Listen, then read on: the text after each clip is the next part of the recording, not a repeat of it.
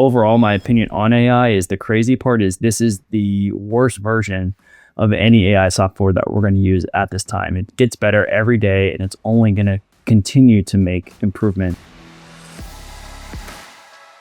Welcome to Frame by Frame, episode 11. I can't believe it. I got to 10 episodes. There was this report I was reading before that I think 40% of podcasts don't even make it to 10 episodes. So, hey, it's a small win when you're starting out a podcast.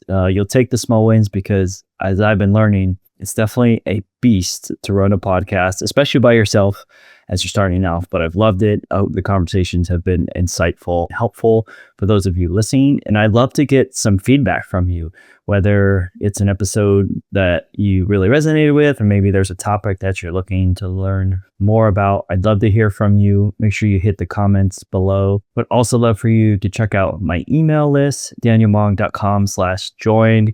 You can reach me there. Would love to hear about your experience with Frame by Frame so far. On today's episode, I want to talk about using AI as a creative. It's a topic, one that I've been exploring and using myself, but also I'm recently doing a brand film around an AI startup here in Seattle, and I'm learning more about the space, the tools, the ethics behind it, and just wanted to chat about it today as it's been kind of on my mind and heart as it's a really interesting point in technology just all around, and then especially here in the filmmaking and the art space. So my use of AI has gradually come over time. My first introduction was through Midjourney, where I was just kind of making images and different things. And that was this really kind of this novelty concept of typing out text and prompts to make creative art. Midjourney was really clunky for me. I didn't love it. I tried using it for storyboards early on and just didn't have great success, and found that it was more tedious to create storyboards that way. And then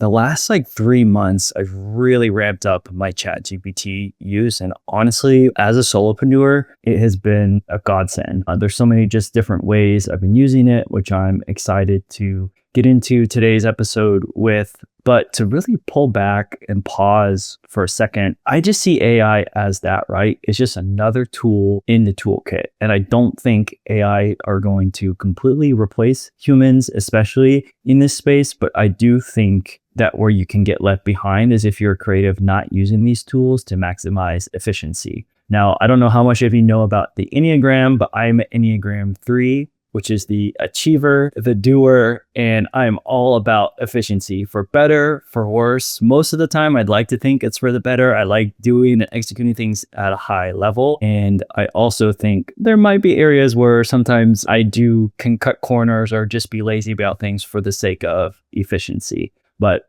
ChatGPT has really changed the game for me as I approach content making, both for myself and on this podcast. I'll get into some of the ways that I've been using it on the podcast, but then also in my creative endeavors as well. And I think for me, the biggest game changer is not having that blinking cursor staring back at me as I'm trying to come up with some creative. And so I really like the generalness of using ChatGPT of, hey, I'm thinking about making a commercial around this creative concept.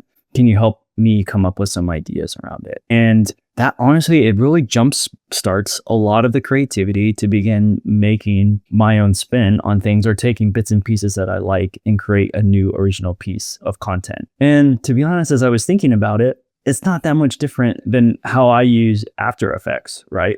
I am by no means the greatest After Effects pro. But if I get a template from somewhere online, I know enough where I can manipulate it, have it do what I want to ultimately get the client for what they want, or whatever the graphics I want it to look like. I'm very good at manipulating templates in After Effects. And I kind of see ChatGPT as the same way, as the same tool, right? I hardly, if ever, use something verbatim from it, but it does give me the starting point and place to really begin from. And ultimately, if it helps me generate more ideas and does it faster, I mean, my time nowadays, being a new dad, making time for business development, ideas, pitch decks, while also family and just everything between, time is one of my most precious commodities at the moment. So I'm very much a proponent of using AI to make my creative process just faster and more efficient.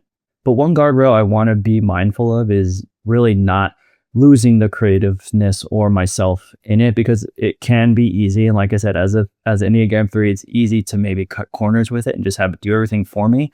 But I'm really trying hard to not make that be my case, but help me just tee things up faster. And one way I've been doing that is through this podcast. In the past, I've run the YouTube channel, I've run podcasts before, and writing out descriptions, thumbnail, graphics, titles, all those things take so much time. And a practical way I've been doing it through the podcast is that I've made a profile within ChatGPT. I pay the $20 a month, and I have my ChatGPT podcast producer profile help me really create everything on the back end once the episode is shot and edited. And to get really granular, how I do this is I take the transcript once the podcast is done, I throw it into ChatGPT, and I have it come up with title suggestions. I ask it for 20 title suggestions, and then I narrow it down from there. And then I also have it write out the YouTube descriptions along with timestamps that I can tweak a little bit. And then I throw that into both YouTube and into the podcast platform I use, which is Simplecast. And that has just made things extremely faster. It still takes time. I still check it, but not having to write that from scratch is incredible. And it's pulling from the transcript that's going to be in the episode anyways. And the way that I transcribe it is either through Premiere Pro's text-based editing, or another AI service I've been using is Otter AI, which I can get into as well. To level up, go a little bit deeper into that, the way I train ChatGPT to being the best podcast producer it can be. For instance, the episode Jay Klaus on Creator Science with Patty Galloway, I pull the transcript from that and I load it into ChatGPT and basically ask it to pull all the top takeaways from it and then implement that into the decisions we make for future podcast episodes. So I'm really starting to see really great success with that. Patty Galloway's big thing is appealing to core, casual, and new viewers. So any title, script idea, even guest, I try to filter that through his core, casual, and new viewer framework. So that's just one way that AI has just made a tremendous impact on how I run this podcast. I say a few of the other few things I'm just now doing and testing out, which is Otter AI, which I mentioned. So it's a note taker for all your meetings. If you're like me, the parent brain is totally a real thing, and I'm having trouble always remember everything. So it takes notes, has action points from those meetings, which is great. And then the other thing I've been using with it on the paid version is there is a transcription option where you can upload an MP3 or any audio file to it. And then that way I have a transcript. Those are more like, say I go on a production, I can upload and have the interview or conversation transcribed that way. So that's kind of two ways I've been using Otter AI. And then the other is Eddy AI. This is brand new. I just started messing with it. It's an editing based AI software. I still think there's some kinks to work through and get out. I would say overall, my opinion on AI is the crazy part is this is the worst version of any AI software that we're going to use at this time. It gets better every day, and it's only going to continue to make improvements. But I've been using it. I use it on a event shoot recently where it imported all my A-roll, it tags it, it logs it, it even transcribes it. So when I look in the timeline itself, it has like the notes, the shots organized by type of shots, medium, wide, and close-ups. So if you are an event-based shooter or wedding videographer, I would highly recommend looking at Eddy AI, because that's been a game changer. I used to be very good at logging early in my career, but I just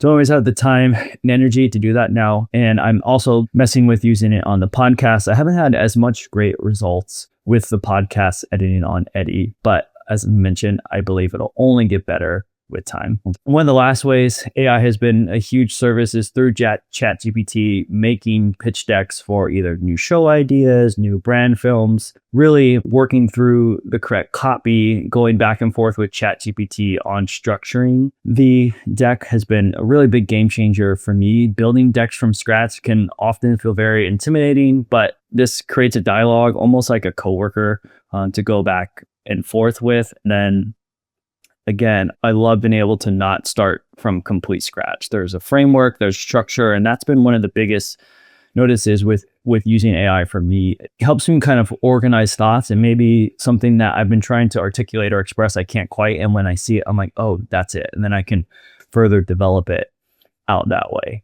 So those are just some of the real practical, tangible ways that I'm using AI in my workflow. As I mentioned, I do really think the creatives that can master and use AI going forward will really be able to separate themselves in their career and make themselves a more attractive candidate, just because we're in my opinion, an output and volume business. So to be able to churn things out faster through AI, I think will really set yourself apart and be that linchpin, no matter what part of organization you're a part of. And then even for me specifically, as a solopreneur, basically having a whole bunch of different profiles of types of employees that I can go to ChatGPT for, whether it's accounting, marketing, sales. I have all these different profiles that I can engage with to really help me as I manage this business on my own and try to scale at the proper speed. He's played such a big part in the evolution of filmmaking, right? Think about the resistance that came with moving pictures to then having sound integrated into the movies, right? To now the DSLR revolution, which is really when I started,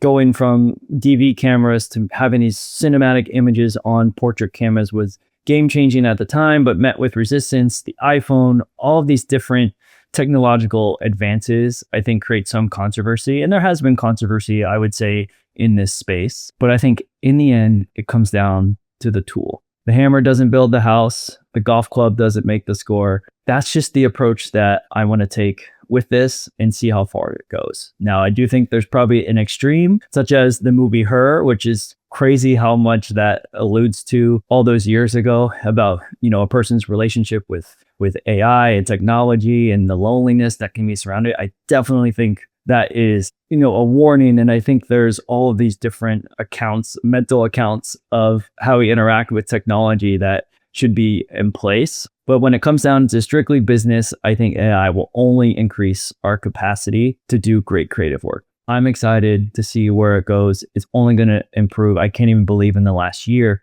how much improvement they're making. And there's a ton of tools out there, right? We don't need every AI tool. I think find the tools that work for you. I've listed some here. And if you want to, as I mentioned, join my email list, danielmogg.com/join. I'm going to be putting together some resources around this and share the tools that I'm using and trends that I'm seeing, because this is a never evolving game. But I do think this is the future, whether we like it or not, of how creative, how filmmaking, how all things will be done. But as mentioned, it's just another tool. So get really good at it.